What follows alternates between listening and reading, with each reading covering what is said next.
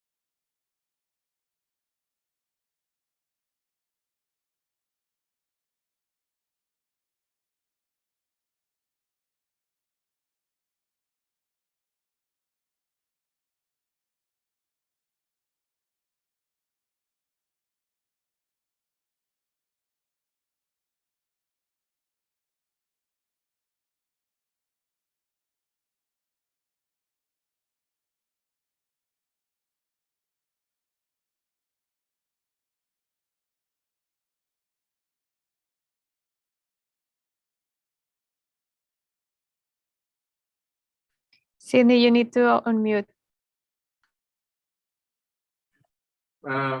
Did you play the video? Because we didn't hear anything here. We're just talking.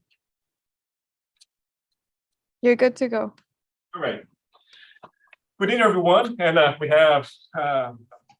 going to have a very exciting session today. And this is the first time in this semester that we are doing live streaming from the beginning of the session.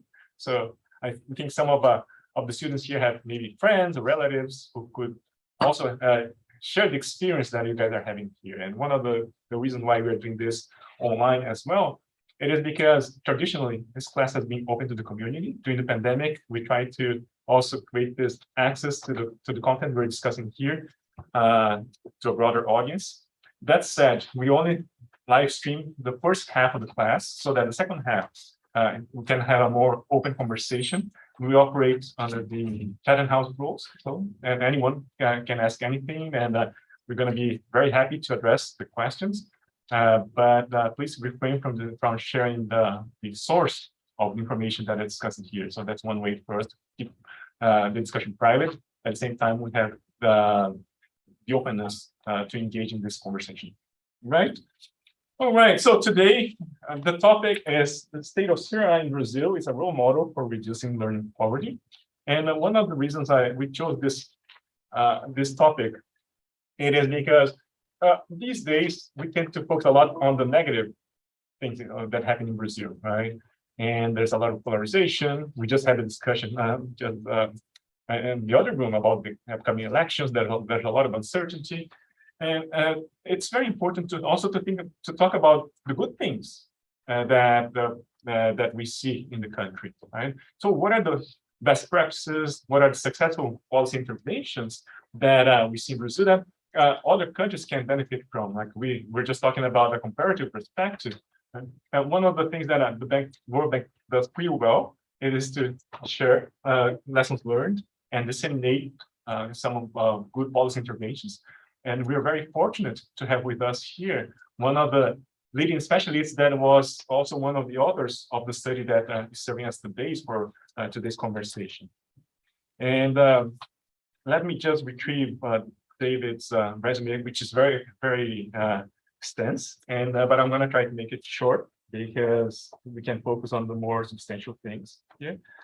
But David Evans is a senior fellow at the Center for Global Development.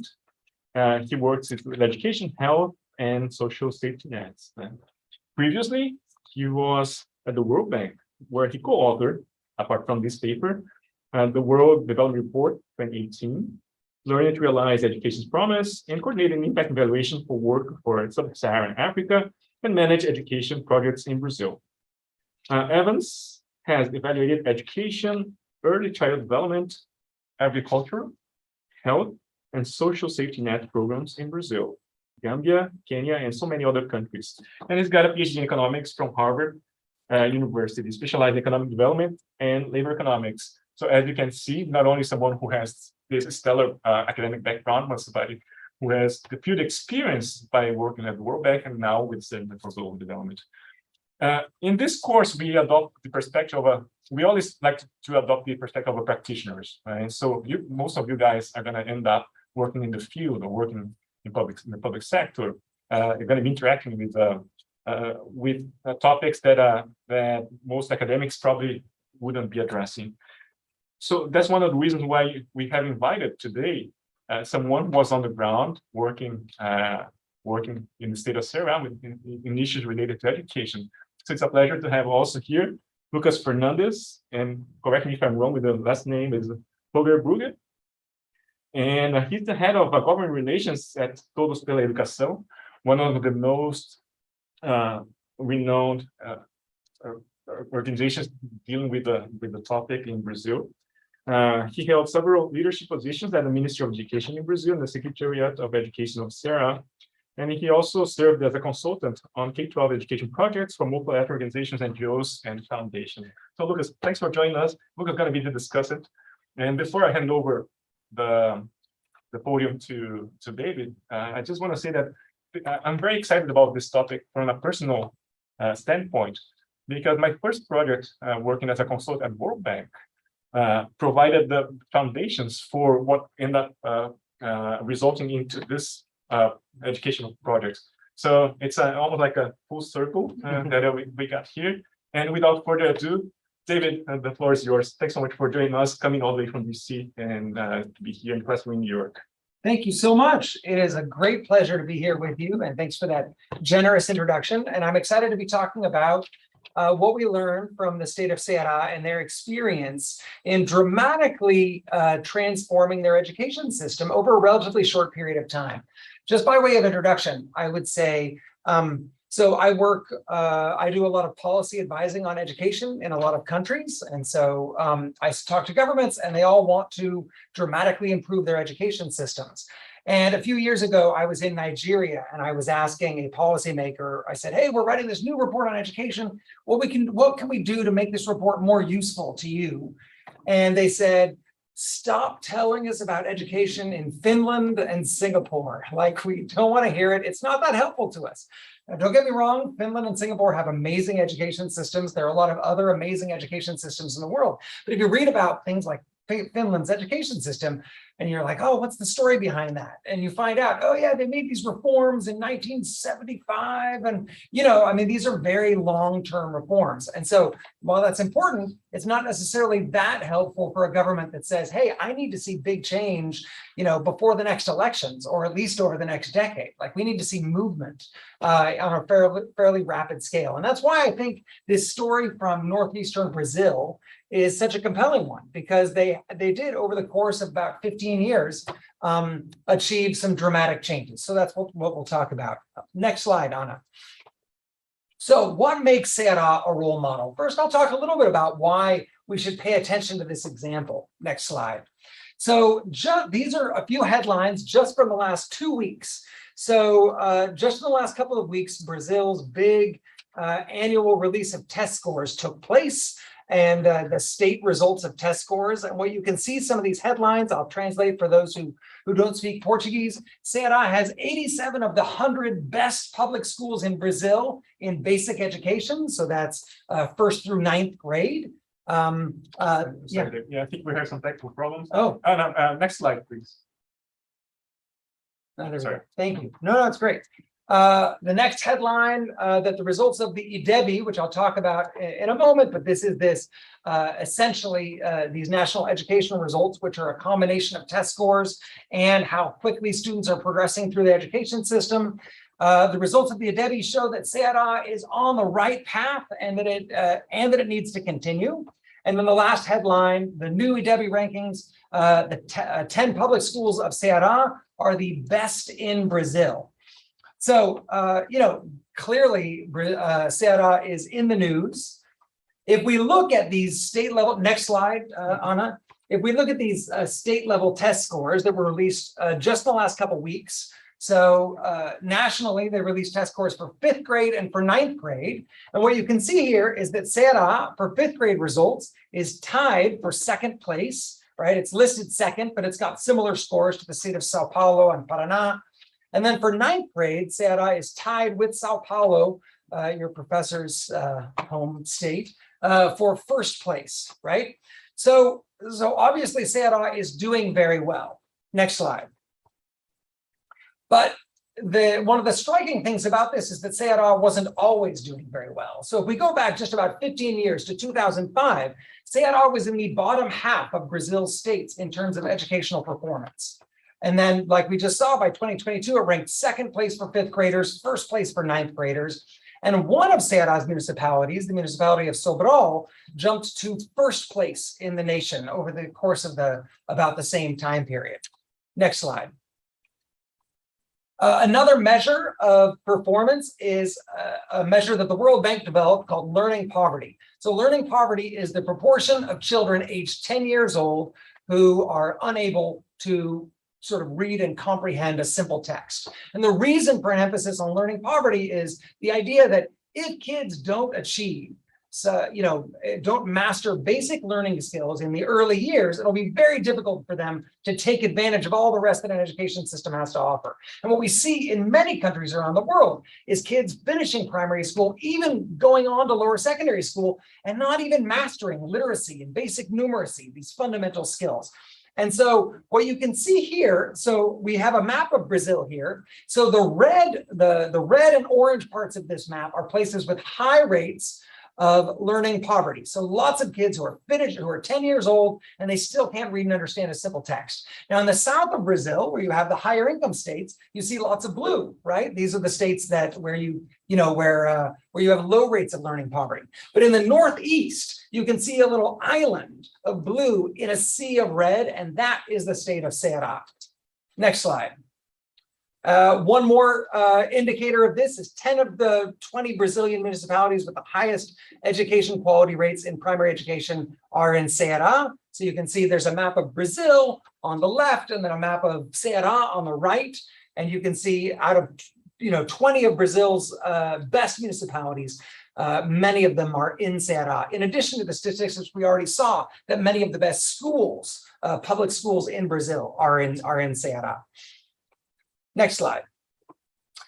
So we can also see that if you go back to 2005, so not that long ago, Ceará didn't look different from the rest of the Northeast. So you can see that northeast corner of Brazil, Ceará is still it's about the same color as all the other places in the region. It's only when we jump to 2017 that we see this dramatic shift in that one space.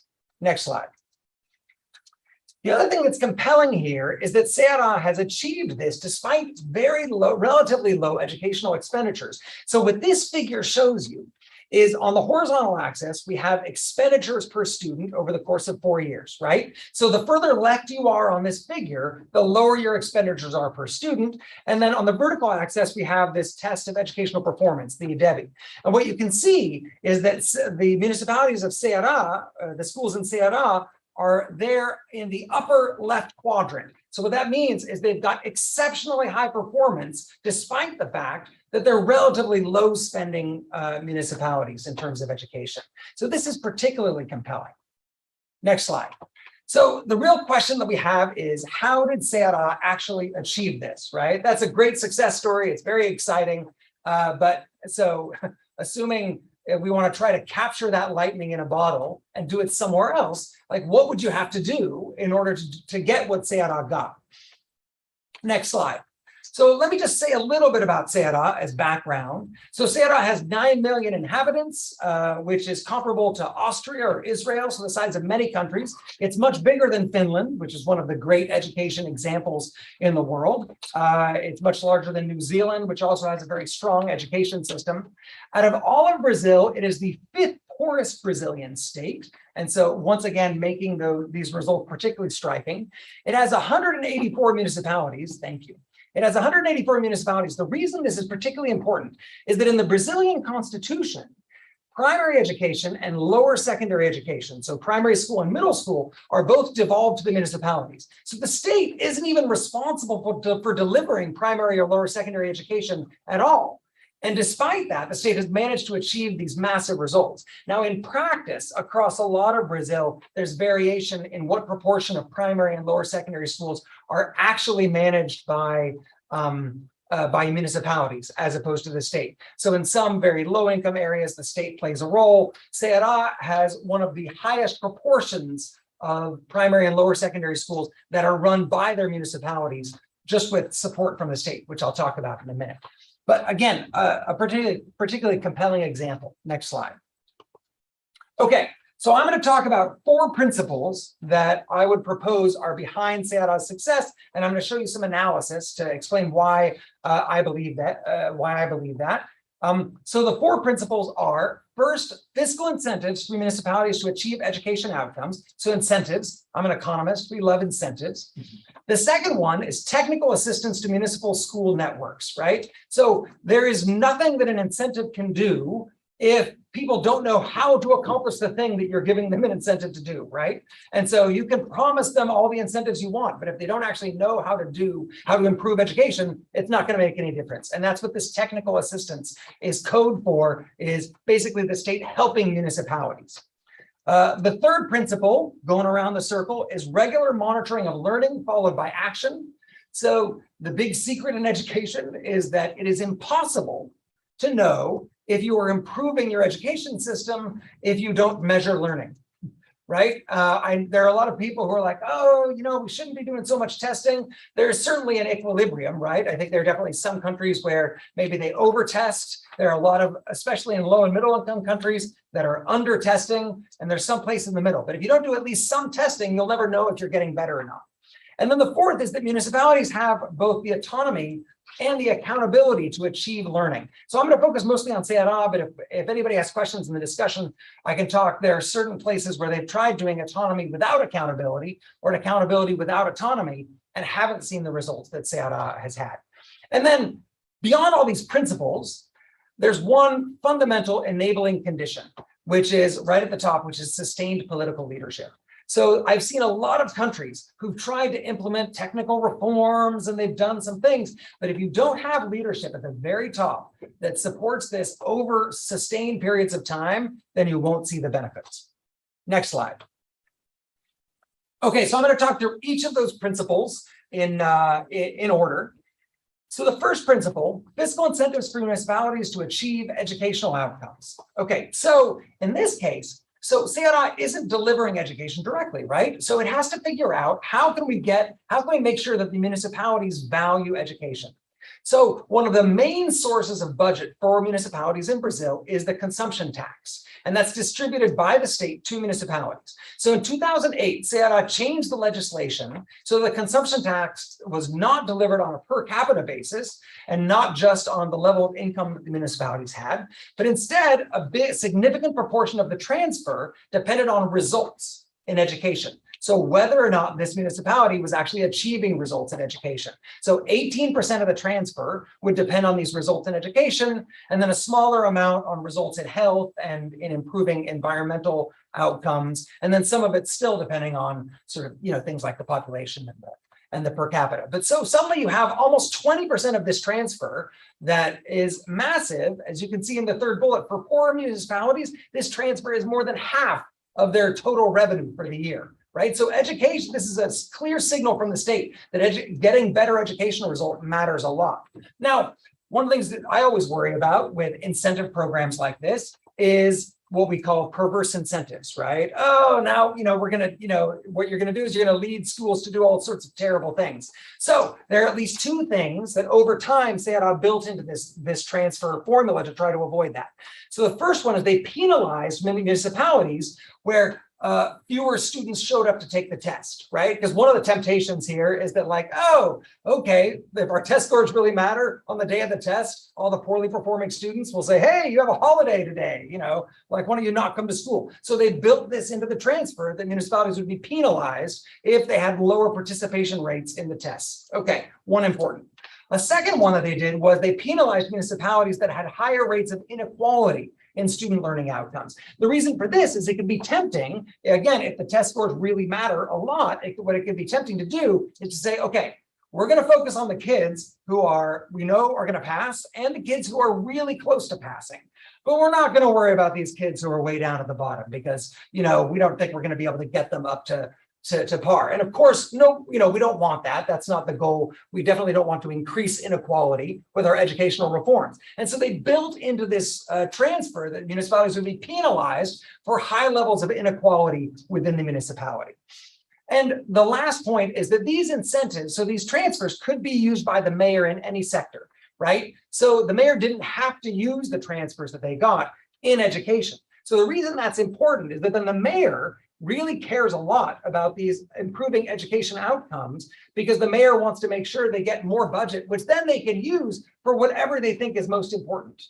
And that, that gives the mayor a very strong incentive to really shoot for these outcomes. So that's one, fiscal incentives. Yes. Question back to your negative incentives. I know in the US, in like the Atlanta public school system about 10 years ago, there's a major problem with cheating, right? Like you had like cheating by teachers, by professors to kind of give a false report of like the growth the school system was going through. So how do you guard against that in a model like this? And by the way, so questions are okay as long as they are related to clarifications. Like let's save the discussion for second part of the class.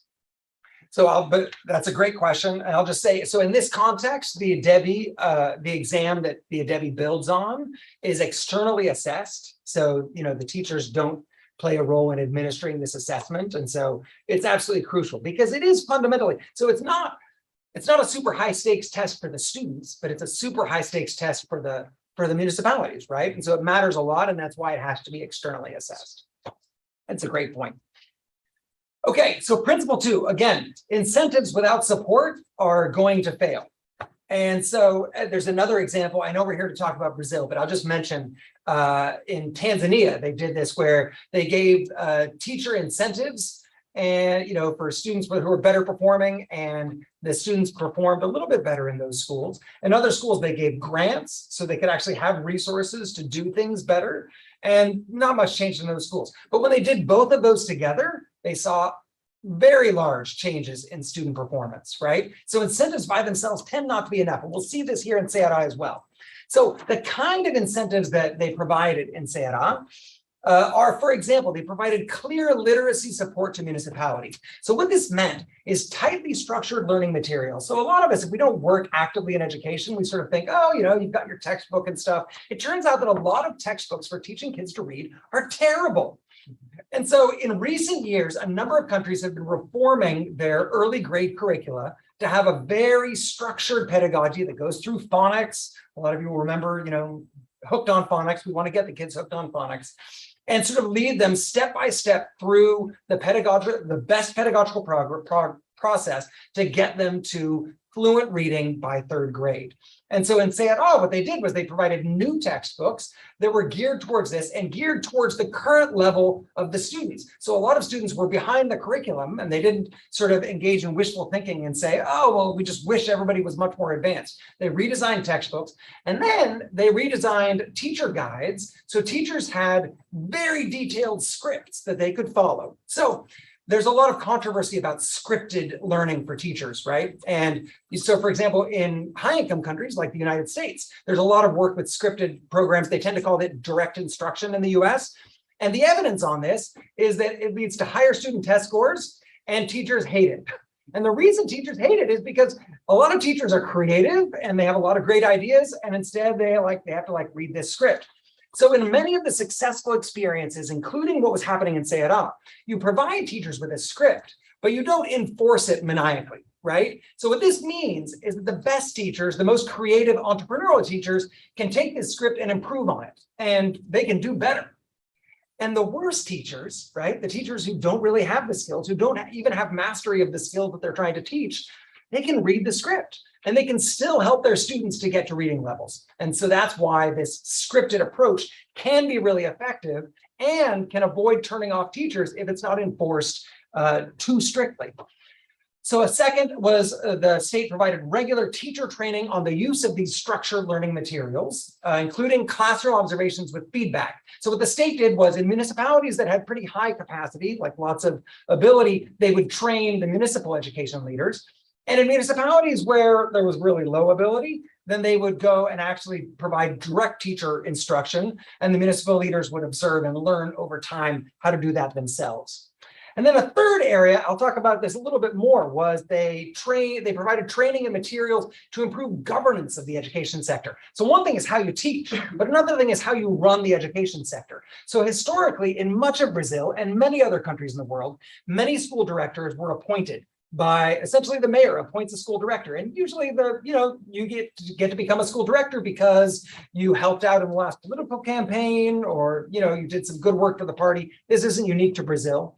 So Ceará encouraged municipalities to replace that phenomenon with a technical process, right? So a formal selection process, like most of us would imagine when you apply for a job and they take a test and do an interview and this sort of thing. I'll talk a little bit about what happened as a result of that in a few minutes, but they gave municipalities the resources they needed to adopt that. The state didn't have any power to force the municipalities to do it. The municipalities have enormous autonomy in terms of how to run their primary education systems, but they provided them the tools they needed so they didn't have to start from scratch.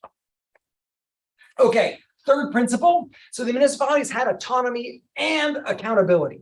So I mentioned earlier, there's a lot of variation in Brazil in terms of whether most or all the municipalities are actually running primary and lower secondary schools. In Ceará, almost all of them are. And that means the municipal government has the power to hire and fire teachers. Yeah, it's great. Oh, sorry, I forgot that. Yeah. Oh, yeah. Move 2 slides ahead, Anna. Sorry, I got very excited.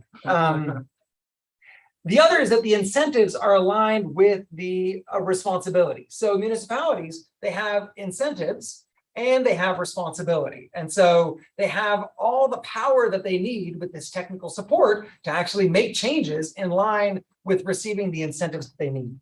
And then also the state provided training to municipalities to provide incentives to schools and teachers. So both financial and non-financial incentives. So non-financial incentives are like recognition incentives, right? You have like an award ceremony that recognizes these amazing teachers. And it wasn't just teachers that were doing great. They also recognized schools that had improved dramatically. And with a program called Nota Escola, they recognized schools that were really high performing that helped schools that were really low performing. And so there were a lot of positive incentives so that you weren't just like crowding out good behaviors, right? They had incentives for lots of different positive behaviors. Next slide. So the fourth principle is regular monitoring of learning and then action followed by that.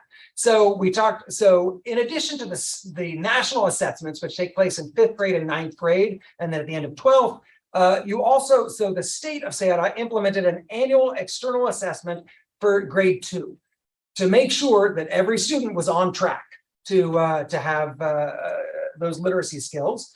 They encouraged the municipalities to implement a learning diagnostic for each student at the start of the school year. This is not a high stakes test. You're not kicking first graders back to kindergarten because they didn't pass the test. What this is doing is providing a diagnostic that says, where is this kid?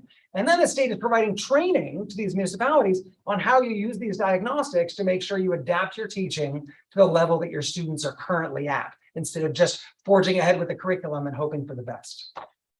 Next slide.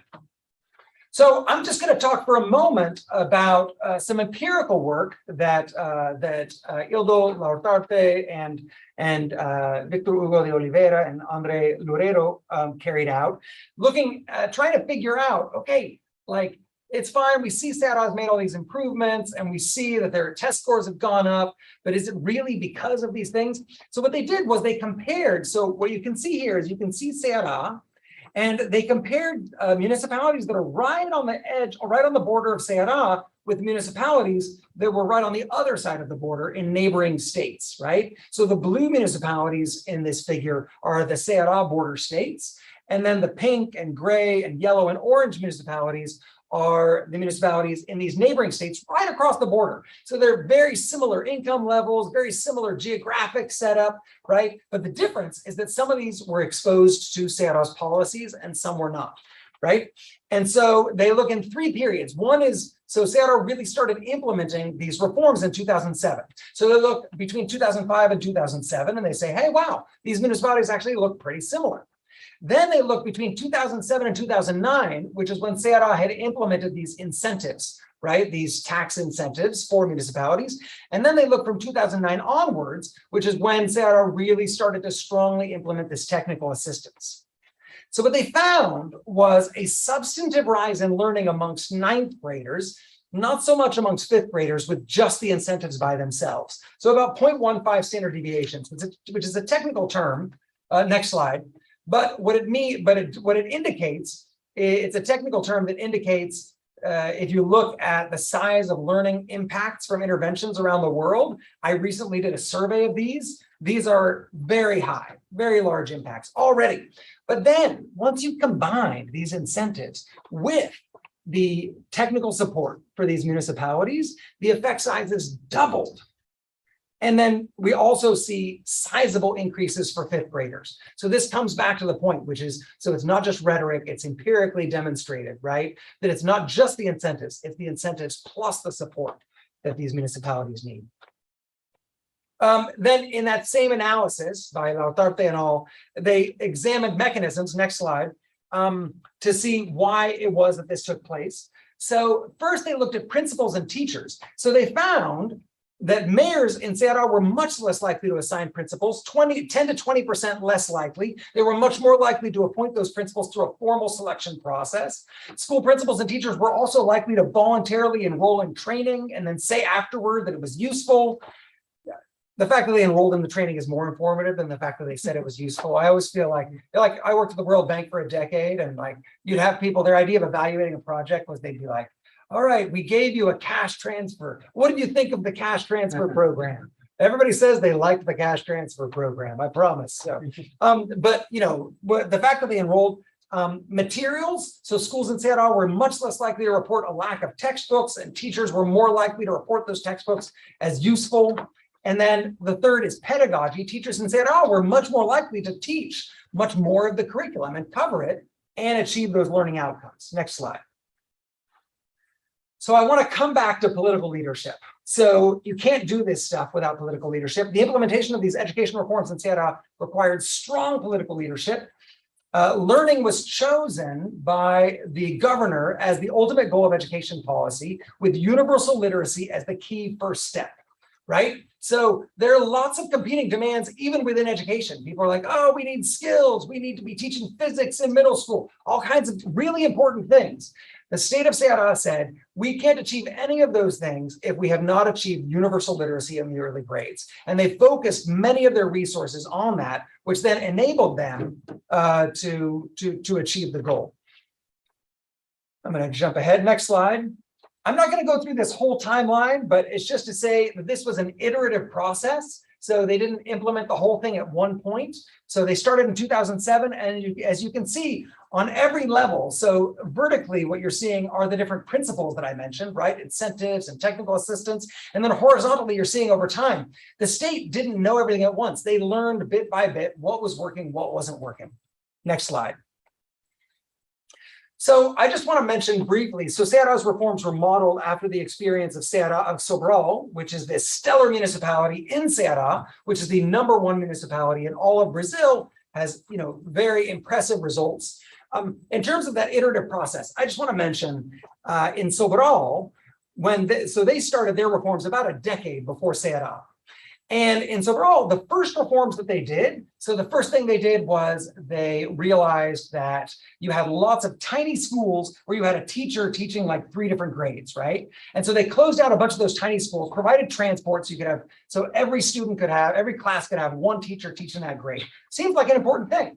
They also did the same reform of getting rid of political appointment of principals and selecting them through a technical process. They fired 1/3 of the principals in the process. Can you imagine how popular that reform was? It was not a popular reform. They went and they looked at test scores after they'd made these 2 reforms. No improvement.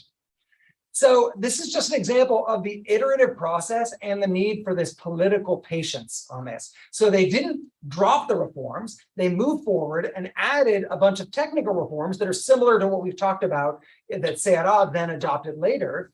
And they subsequently saw enormous improvements. So I would propose that those two initial reforms were probably enabling conditions, but they didn't know that at the time. And it took political patience, which can be very difficult to find. Next slide.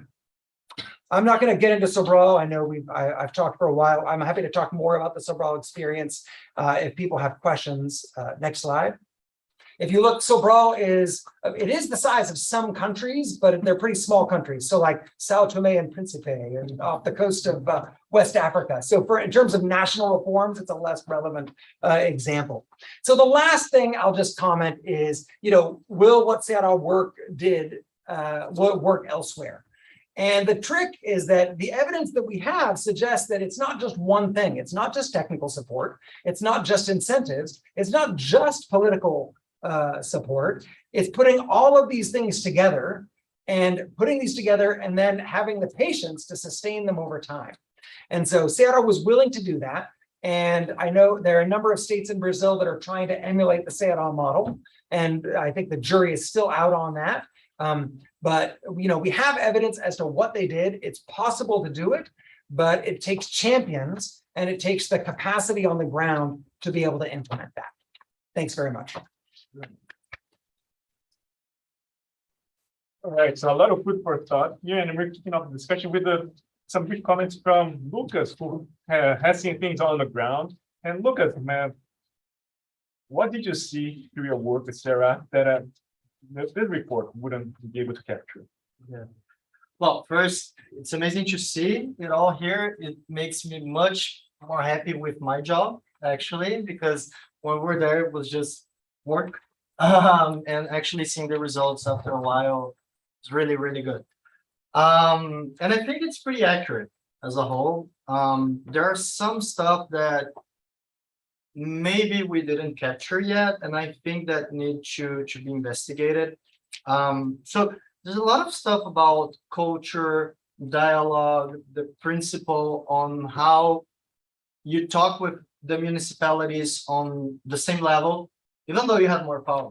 And we knew that we had more power, but when we were seated with the mayors, we were talking on the same level. And that was really important for them to not feel obligated or not to push back the things that we're doing over the time. And it was really incremental. I think what you talked about, the incremental process is really important because they didn't have a manual in the beginning and they formulated from the start. And even when, so the team that conducted the state reform, let's call it like that, I don't think it was kind of a reform, it was so incremental. So it's not like someone built something and said, let's do these reforms. It was happening over time. It's the same team. So the former Secretary of Education of Sobral became the Secretary of Education of the state of Ceará. And actually what they did was kind of different in some places and some similarities, but some differences. For example, they had high stakes incentives and accountabilities for teachers in Sobral, and they didn't implement it at the state level because they thought it wouldn't make sense. And they actually thought that it didn't make so much sense in Sobral after a while. So the thing is that they had those champions, and those champions took some capacity from another place, and they were formulating on the go and not getting from some manual. So there is kind of a home sauce, tempero de casa, what they usually call arroz com feijão bem feito, like getting the basics done right. That I don't think we measured, and there's probably a lesson about implementation over there, because it is really striking that you talk to the governor of the state and you talk to the teacher at the classroom level, and they're saying the same thing. Like they're really aligned. There's so much cohesion in the system. And I mean, I've worked in the ministry in many states in Brazil and working with a lot of municipalities. You don't see that.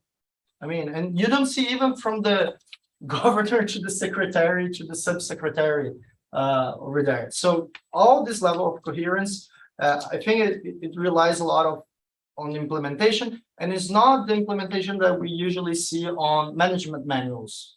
It's not like, so my dissertation on my master's was studying management in the regional departments of education at Ceará, and the role that they had into doing all of this. Because if you look at the map, they had like 20 regions for the 184 municipalities.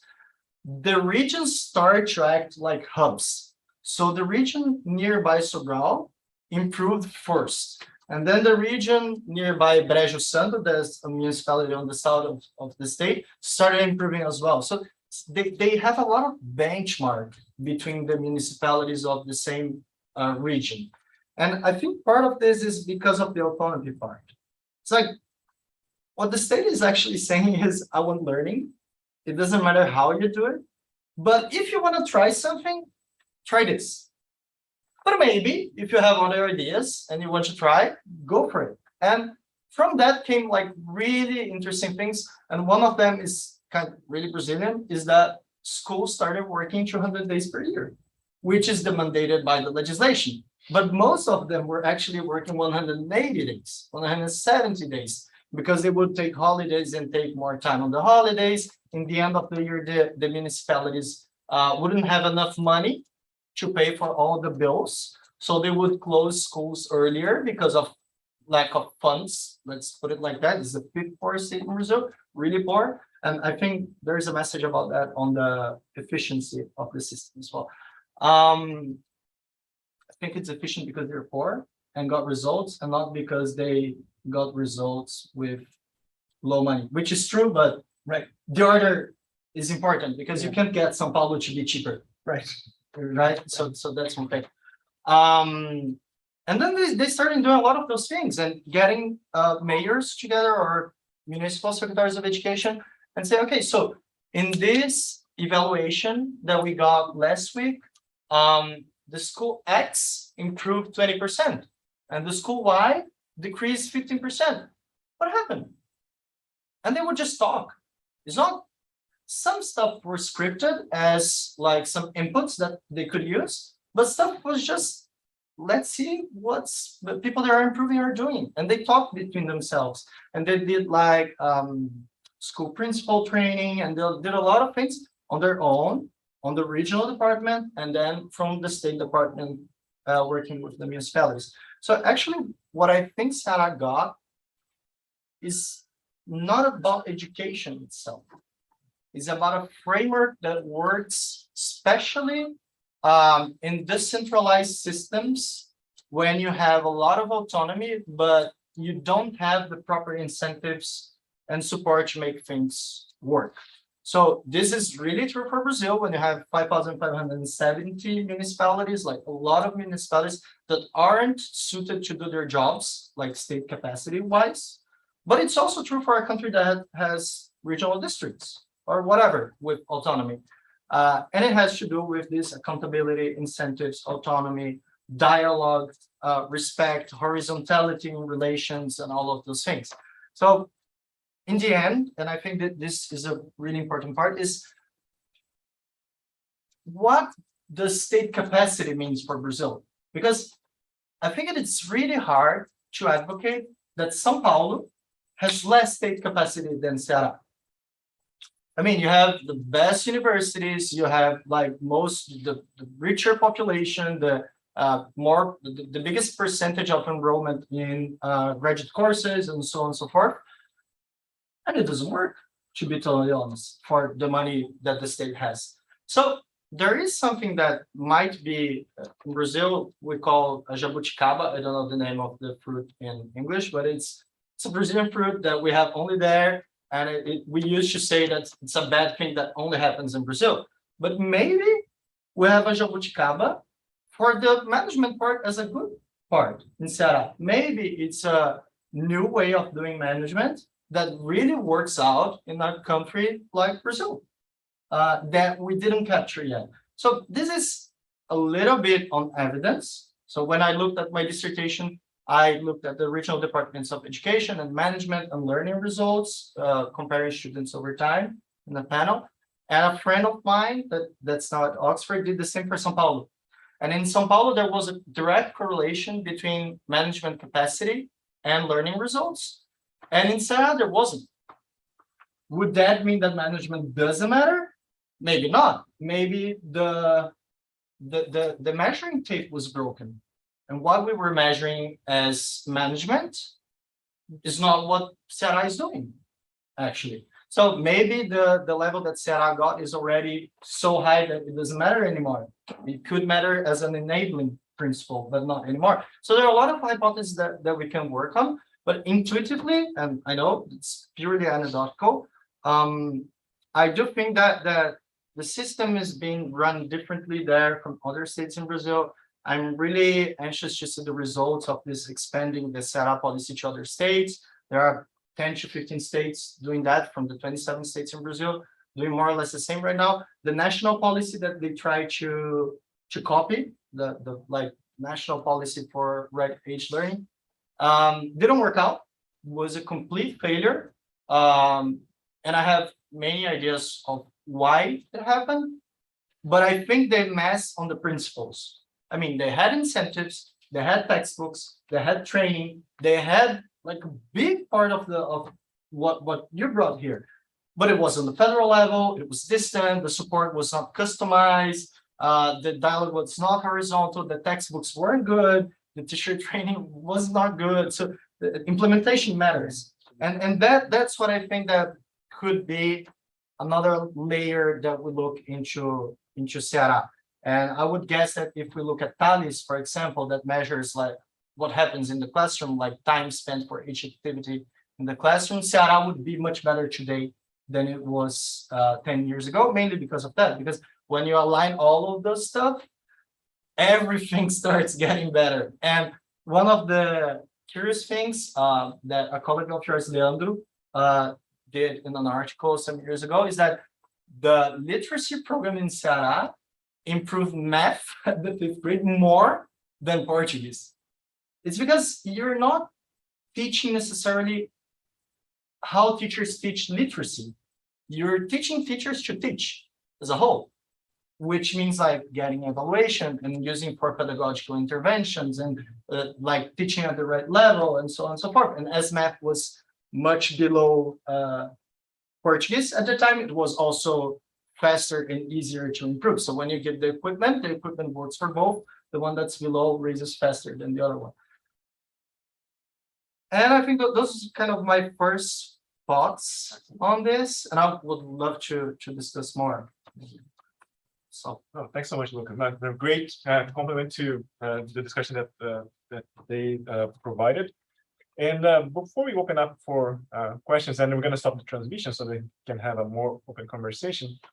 David, we know that paraphrasing Tolstoy, every successful policy intervention, like we know that they work and they share some basic features, right? Like you mentioned like the strong leadership, you mentioned the importance of continuity.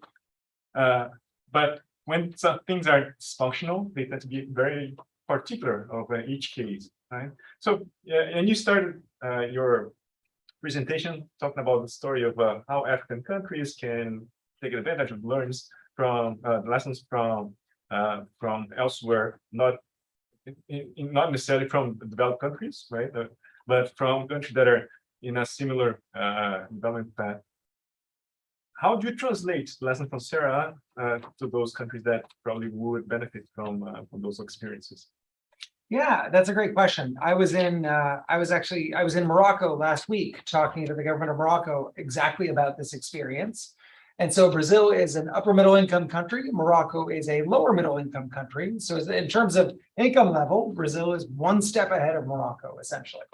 And the way we look at this, I think the way you translate this is you say, okay, well, let's look at your system where it is now, and then what is it possible to implement? And what we've seen is that many elements of the Ceará model, it is possible to implement. So Kenya did a major reform, another lower middle income country did a major reform in the last few years to its literacy program with really well-designed textbooks and sort of pedagogy for the teachers and coaching for the teachers. And they saw something like a doubling in how quickly students were learning to read.